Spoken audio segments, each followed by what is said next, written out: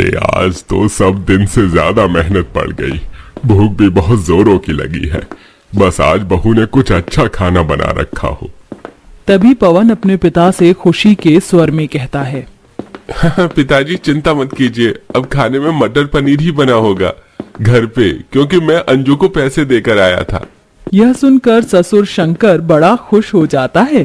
तभी घर भी आ जाता है, जो कि दूर से ही दिखने में बहुत ही पुराना सा मकान था, जहां बहू के 2 बच्चे, बेटा बेटी, ननद और सास सिद्धेश्वरी बैठी हुई थी। अरे आ गए आप दोनों बाप बेटे।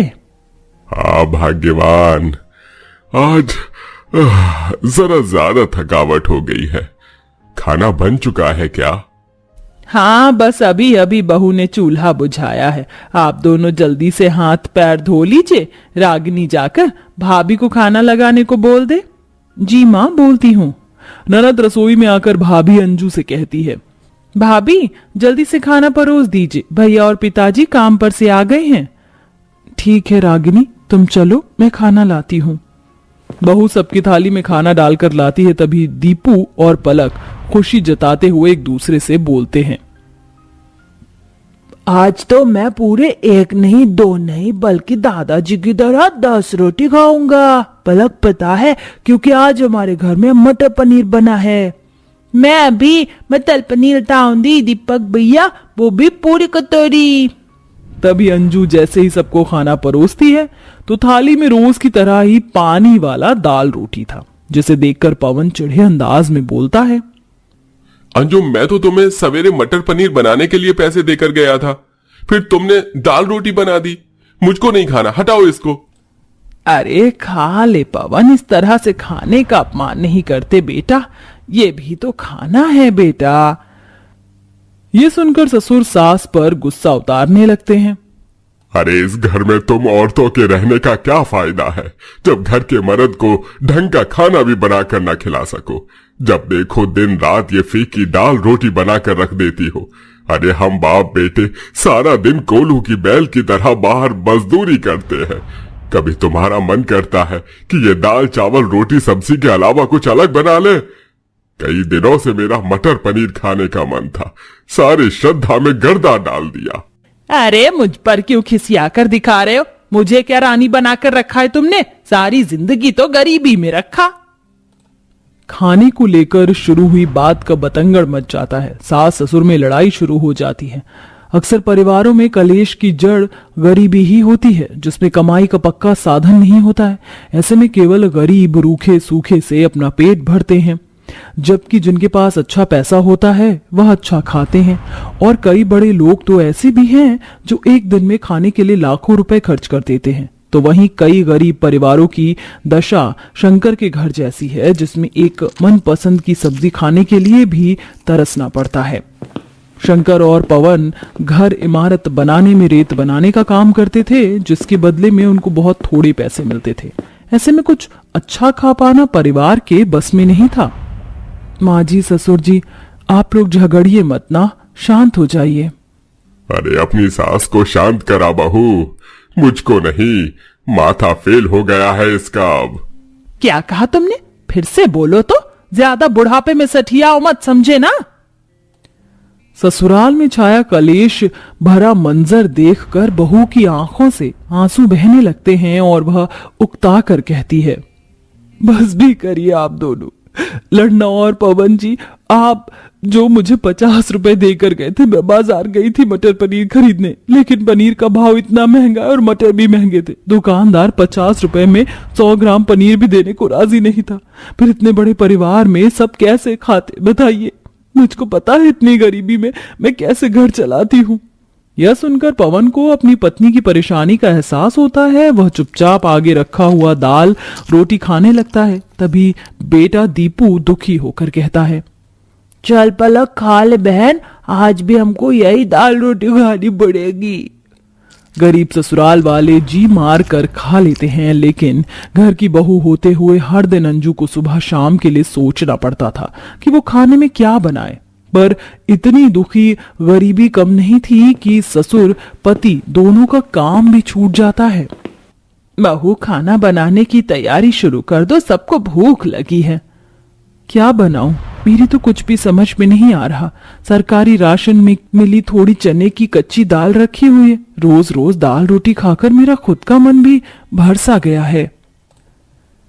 जी तो मेरा भी नहीं करता। देख ले बहू, क्या पता मचान पर कोई नई लौकी तोरी लगी हो तो तोड़ कर लिया। जी माँ जी। बहू आंगन में आती है जहाँ एक बड़ी सी लौकी उगी हुई होती है। चलो आज का जुगाड़ तो इससे हो जाएगा। लौकी सब्जी रोटी बना लेती हूँ। बहू लौकी की सब्जी रोटी बनाकर सबको परोसती है। तभी पड़ोसी घर में से मटर पनीर की खुशबू आती है। तभी ननद रागिनी लालच से कहती है, लगता है पड़ोसियों के घर आज मटर पनीर बना हुआ है। तो फिर चलो ना रागिनी बुआ, उनके घर से थोड़ी सी मटर पनीर की सब्जी मांग कर ले आते हैं। हाँ बहू, तू जाना, थोड़ी सब्जी मांग कर ले आ। थोड़े में थोड़ा थोड़ा ही सब खा लेंगे। ये लौकी तोरी खाकर तो मन पक गया है मेरा। ठीक है बाबूजी, मैं जाती हूँ। अंजू सबका दिल रखते हुए सब्जी मांगने पड़ोसियों के पास में आकर दरवाजे से ही आवाज देती है, निशा बहन, ओ निशा बहन जी, जरा बाहर तो आना। अरे अंजू, तू क्या बात है, इस टाइम क्यों आई है? मेरे ससुराल वाले खाने बैठे हुए हैं। जी इतनी रात में आने के लिए माफी चाहती हूँ, मगर थोड़ी सी सब्जी देंगी क्या? इन गरीब लोगों का नाक कितना तेज है। जरा सी अच्छी सब्जी नहीं बनाओ कि सूंघते हुए मांगने चले आते हैं। देख अंजू, मैंने मटर पनीर की सब्जी अपने परिवार वालों के लिए बनाया है, तेरे गरीब ससुराल वालों के खातिर नहीं। अब तू जा। बहू दुखी होकर खाली बर्तन लिए ससुराल में लौट आती है, जहां सब आस लगाए बैठे थे और गरीब बूढ़ा ससुर किसी बच्चे के समान उतावली से बोलता है, अरे बहू, मटर पनीर ले आई है तो थोड़ी मेरे थाली में डाल दे। तभी बहू रोते हुए कहती है, ससुर जी पड़ोसन ने सब्जी नहीं दी। मैं तो बोल ही रही थी उसके दरवाजे पर मत जा, हमारे भाग्य में नहीं है मटर पनीर खाना। चलिए जी, रोटी सूख रही है, खाओ सब। सब दिल में दुख भरकर किसी तरह लौकी रोटी खाते हैं, लेकिन अपने गरीब ससुराल वालों को इस तरह से मन मारते देखकर बहू को अच्छा नहीं लगता और वह अगले दिन अपने पति से काम करने की बात करती है। अजी सुनते हो, मैं सोच रही हूँ मैं भी कहीं काम कर लूं। आप तो देख ही रहे हैं घर में कितनी तंगी है। 4 पैसे बढ़कर आएंगे तो दिल तो नहीं तरसाना पड़ेगा। पर अंजू, मेरे रहते तुम काम करोगी तो आस पड़ोस वाले मुझे निकम्मा समझेंगे।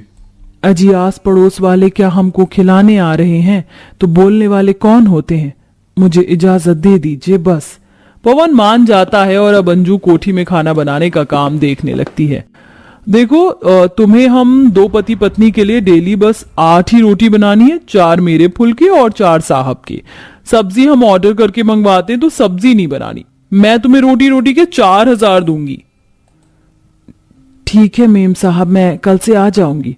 अगले दिन से अंजू बिपाशा के यहाँ रोटी बनाने लगती है। इसी तरह दिन गुजरते हैं। गरीब ससुराल वाले रूखी सूखी खाते, कोई 1 रोटी खाता तो कोई आधी ही, क्योंकि एक ही तरह का सादा खाना खाकर सब बोर हो चुके थे। पूरा 1 महीना गुजरने के बाद बिपाशा अंजू को तनख्वाह देती है। ये लो तुम्हारे 4000 रुपए। अंजू की आंखों में आंसू झलमिलाने लगते हैं। बहुत बहुत धन्यवाद मेम साहब, अब इन पैसों से आज मैं अपने ससुराल वालों को मटर पनीर खिला पाऊंगी। वह सीधा बाजार जाती है और 1 किलो मटर पनीर खरीद कर घर लाती है, जिसे देखकर पलक खुश होकर पूछती है, माँ तुम मटर पनीर लाई हो? आज हमारे घर में मटर पनीर की सब्जी बनेगी क्या? हाँ बेटिया, आज हम सब मटर पनीर खाएंगे। माँ थोड़ी सी पनीर मुझको दो ना। ये लो दीपू। माँ थोड़ी मुझको भी दे दो, तुमने दीपू भैया को भी दिया है। अच्छा ठीक है पलक, तुम भी ले लो। अब और नहीं, क्योंकि इसकी सब्जी बनानी है। चलो भाभी, मैं भी आपका हाथ बंटवा देती हूँ।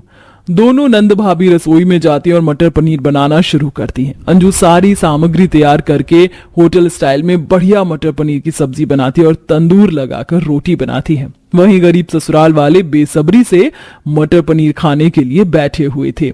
चलिए सब कोई खाना शुरू कीजिए। हाँ, मटर पनीर देखने में कितनी बढ़िया और लजीज लग रही है, तो खाने में कितना स्वाद आएगा। चलिए चलिए चलिए खाते हैं। बहू बैठकर पूरे परिवार को खाना खिलाती है। देखते देखते रोटियां खत्म हो जाती हैं। तभी पलक कहती है, टेस्ट में बेस्ट मम्मी और एवरेस्ट। माँ तुमने बहुत ही मस्त मटर पनीर बनाया है, मैं तो 4 रोटी खा गई। और मैंने 6 रोटी खा ली, माँ थोड़ी और मटर पनीर दे दो। हाँ देती हूँ दीपू, थाली आगे करो। अरे बहू थोड़ी मटर पनीर मुझको भी देना।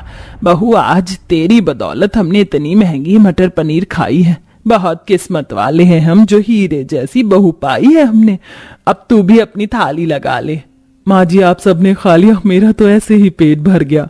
फिर सास अपने हाथ से स्नेह से बहू को निवाला खिलाती है और इस तरह गरीब ससुराल वालों का मटर पनीर खाने का ख्वाब